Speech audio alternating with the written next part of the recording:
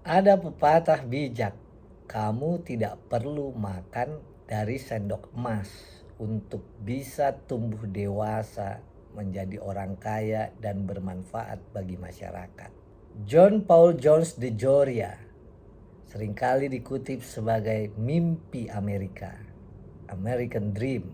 Ia telah ditampilkan dalam sejumlah laporan dan dokumenter. Dikenal sebagai salah seorang miliarder pemilik perusahaan perawatan rambut dengan brand Paul Mitchell. Kalau kamu seorang sosialita, tentu kamu familiar dengan John Paul Mitchell System (JPMS). Ini adalah produsen produk perawatan rambut dan alat styling Amerika melalui beberapa merek antara lain Paul Mitchell, T3, Neuro, Pro Tools, Awapuhi White Ginger, Mitch, dan contoh lain adalah MVRCK. De Joria lahir pada 13 April 1944. Sekarang berusia 78 tahun. Orang tuanya berasal dari Italia dan Yunani yang berimigrasi ke Amerika Serikat. Ayah dan ibunya bercerai pada saat ia berusia 2 tahun. Karena miskin, ibunya mengirim De Joria ke sebuah panti asuhan di Los Angeles Timur hingga usianya menginjak 9 tahun.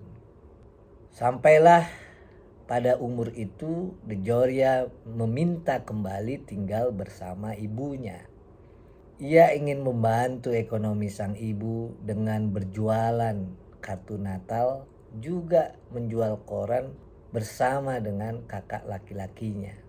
De Joria menghabiskan masa kecilnya yang miskin di lingkungan Echo Park di Los Angeles. Menginjak dewasa, ia bertugas selama 2 tahun di Angkatan Laut Amerika Serikat.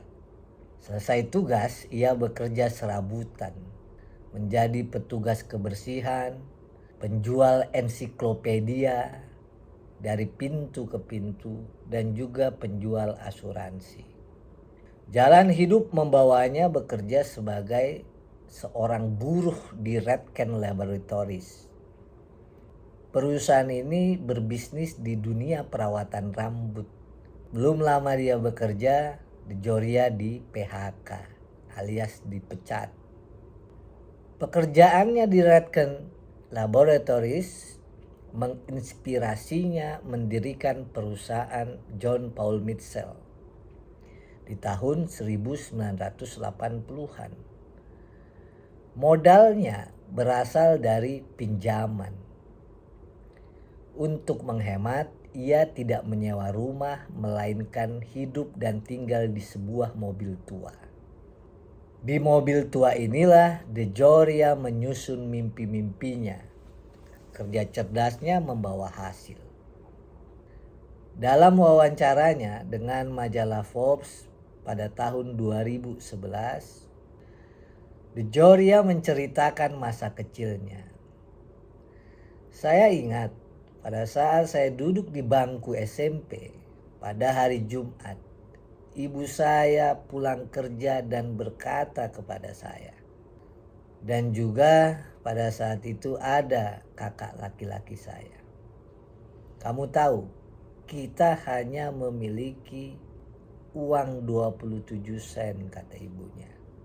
"Tapi kita masih memiliki makanan dan ada taman di belakang rumah kita.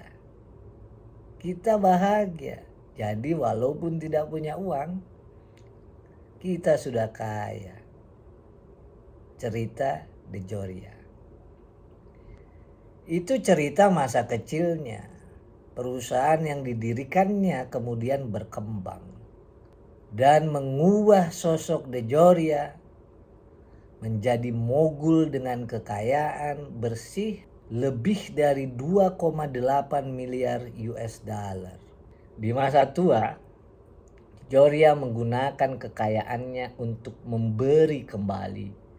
memberikan kekayaannya kepada masyarakat miskin dan masyarakat yang membutuhkan.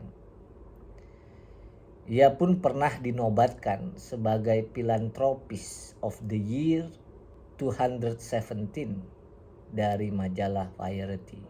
Berani berusaha dan bekerja cerdas, mengubah dan melawan nasib.